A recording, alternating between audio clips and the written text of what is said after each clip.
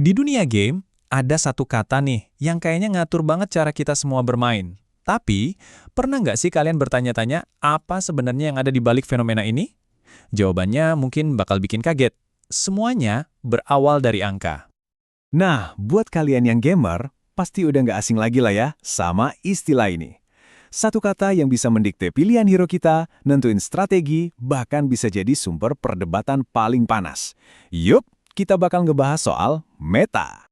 Terus, meta tuh apaan sih sebenarnya? Gampangnya itu singkatan dari Most Effective Tactic Available. Anggap aja ini kayak resep rahasia atau jalan pintas buat menang. Entah itu kombinasi item, pilihan karakter, atau strategi tim, yang pokoknya dianggap paling ampuh di satu waktu tertentu. Nah, ini dia nih pertanyaan intinya.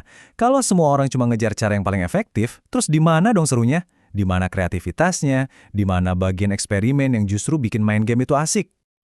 Oke, kita mulai dari sudut pandang kita sebagai pemain dulu ya. Gimana ceritanya sebuah strategi yang katanya terbaik itu, malah jadi kayak aturan ketat yang ngekang kreativitas kita pas lagi main. Ini dia nih, sisi gelapnya meta. Gameplay jadi ngebosenin karena semua orang pakai cara yang sama. Kreativitas jadi nomor sekian, yang penting menang. Terus muncul tekanan sosial. Kalau kamu nggak ngikutin meta, kamu dianggap aneh, ngetrol, atau nggak niat main. Jelas ini bikin pemain baru jadi takut buat nyoba. Dan lama-lama, gamenya jadi gitu-gitu aja. Tapi pertanyaannya, kenapa kita jadi seobsesi ini sih sama yang namanya optimasi? Kenapa kita sebagai pemain kayaknya terdorong banget buat nyari cara paling efisien? Apa ini murni karena kita kompetitif aja? Atau jangan-jangan ada sesuatu yang lebih dalam dari itu? Mungkin ini bukan cuma soal perilaku kita sebagai pemain, tapi juga cerminan dari cara industri game itu sendiri udah berubah.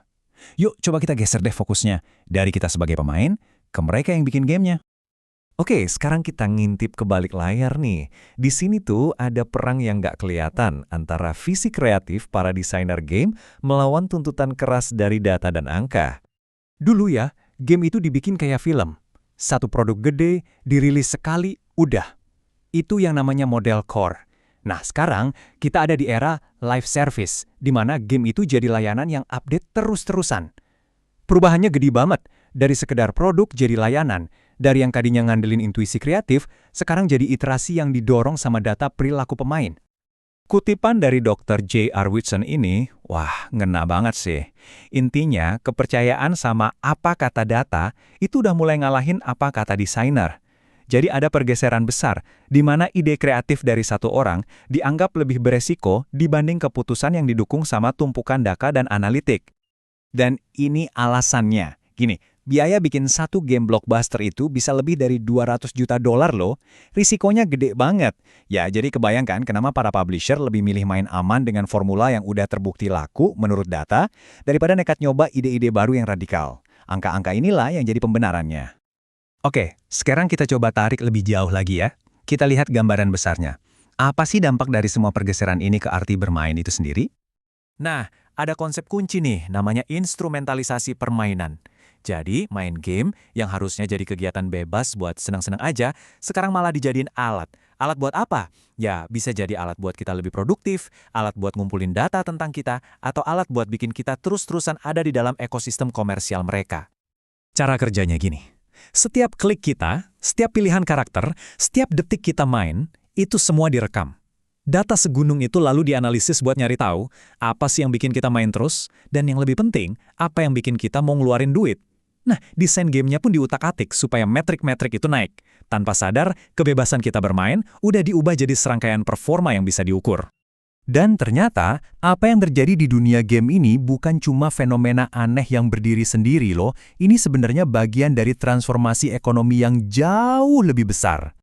Ada teori yang namanya semangat baru kapitalisme, dan ini ngejelasin banget pergeserannya. Dulu modelnya itu perusahaan gede yang kaku, stabil, mirip banget lah sama industri game model core yang lama.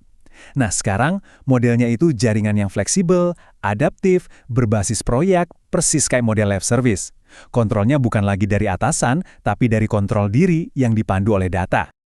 Jadi, pada dasarnya, industri game itu cuma cerminan kecil dari perubahan yang jauh lebih besar di masyarakat kita.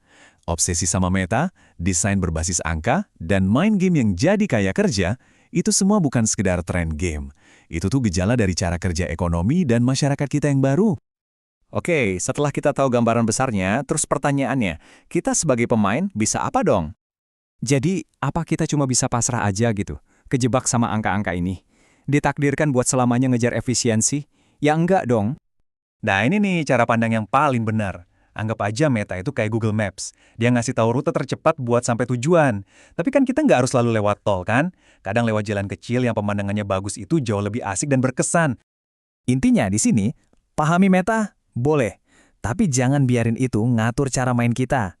Coba deh hal-hal baru, strategi aneh, kombinasi gila. Siapa tahu kan kamu malah nemuin meta versi kamu sendiri. Dan yang paling penting, ingat tujuan utama kita main game buat senang-senang. Yuk kita bangun komunitas yang isinya saling tukar ide, bukan saling ngejudge apa yang benar dan salah. Nah, sebagai penutup, aku mau ninggalin kalian dengan satu pertanyaan buat direnungin. Di dunia yang makin diatur sama data ini, di mana bahkan kegiatan bermain pun diukur dan dioptimalkan, gimana caranya kita ngelindungin hak kita untuk sekedar, ya, bermain? Ini tantangan besar, bukan cuma buat kita para gamer, tapi buat kita semua di era digital ini. Terima kasih udah menyimak.